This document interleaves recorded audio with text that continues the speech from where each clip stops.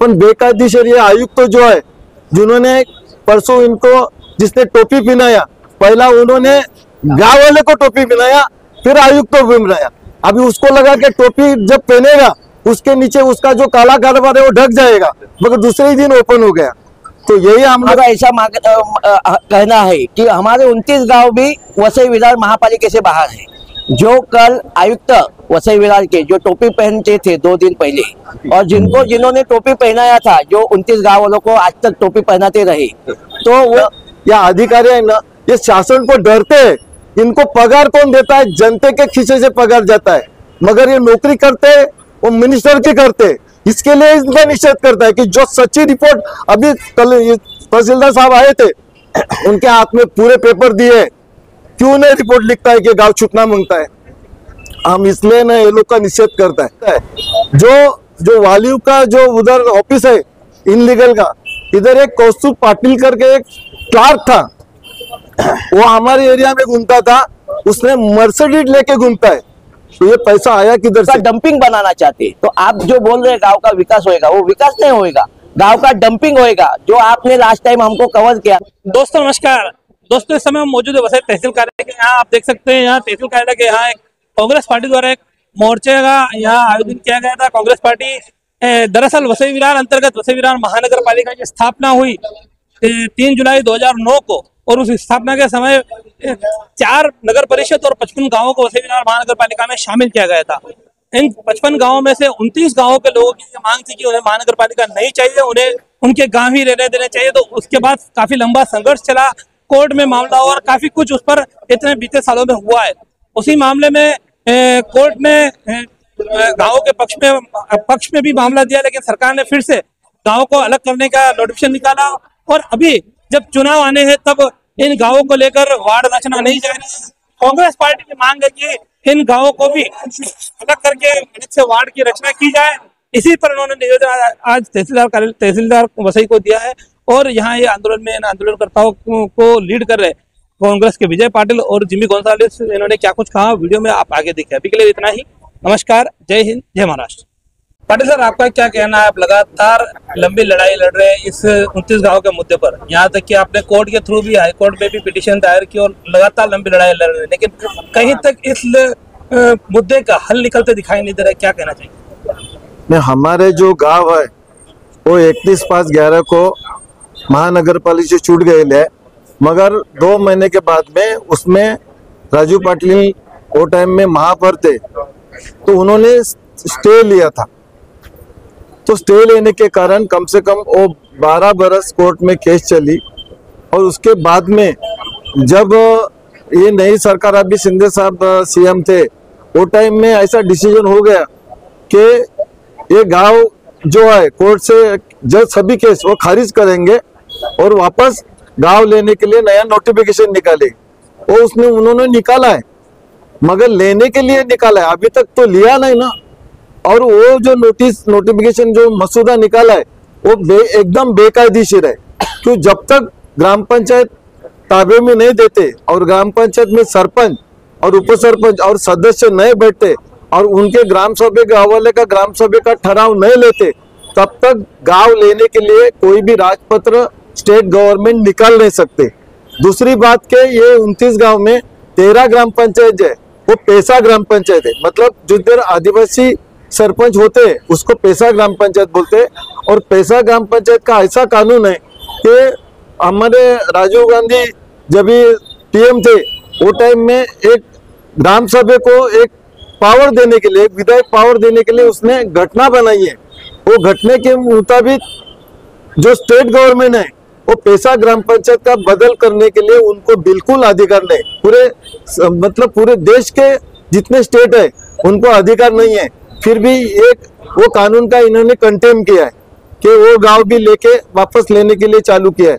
आज कल एक उनकी कैबिनेट मिनिस्टर मीटिंग हो गई, उसमें वो लोग ने ये ग्राम पंचायत के लिए एक अच्छा प्रोत्साहन देने के लिए एक कानून निकाला। एक मतलब उन लोग ने ऐसा निकाला कि इनको सपोर्ट करना मांगता है।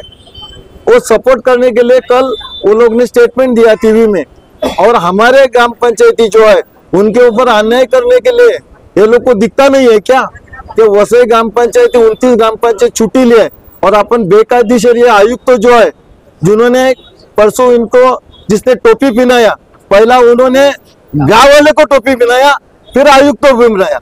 अभी उसको लगा कि टोपी जब पहनेगा उसके नीचे उसका जो काला कारोबार है वो ढक जाएगा, मगर दूसरे ही दिन ओपन हो गया। तो यही हम लोग बोलना चाहते हैं, उन्होंने टोपी पहनाया, हमको जरूरत नहीं, हमको कोई भी लीडर का जरूरत नहीं। हमारे ग्राम पंचायत के और जितने वसई के गांव वाले हैं वो सक्षम है, जो भी होता है ना वो वसई वाले करेंगे, वही होएगा।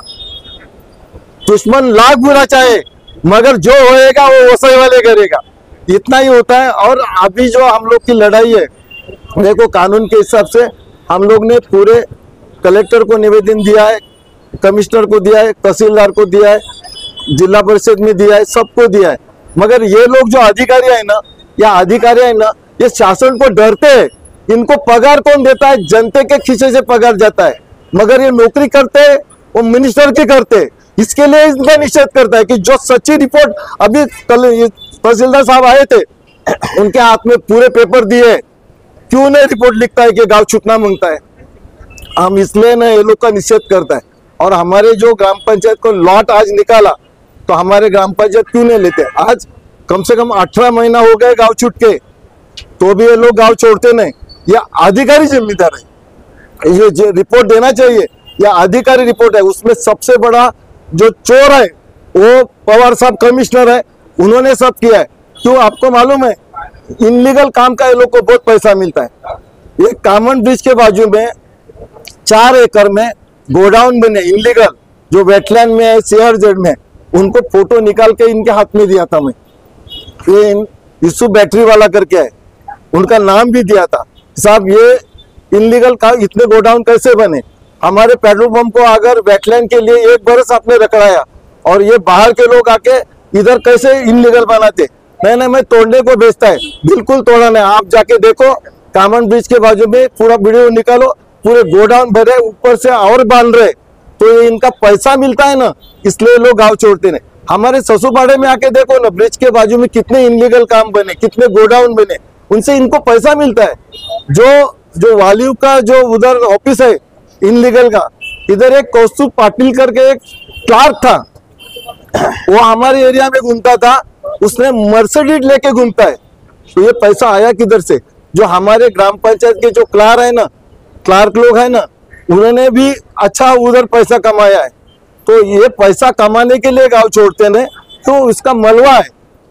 गांव मतलब गांव में जो इनलीगल बनेंगे, चाली बनेंगे, वेयर हाउस बनेंगे, जो भी बनेंगे, वो उनको पैसा मिलता है। तो मैं दावे के साथ में कहता है, इसलिए गांव छोड़ते नहीं। मगर हम लोग वसई वाले सक्षम है, हम लोग तो गांव छोड़े ही है, मगर ग्राम पंचायत का इलेक्शन और जिला परिषद का इलेक्शन हम ग्राम पंचायत, हमारे 29 ग्राम पंचायत लेके ही चलाएंगे, इतना मैं ठावे से कहता है। जय हिंद, जय महाराष्ट्र।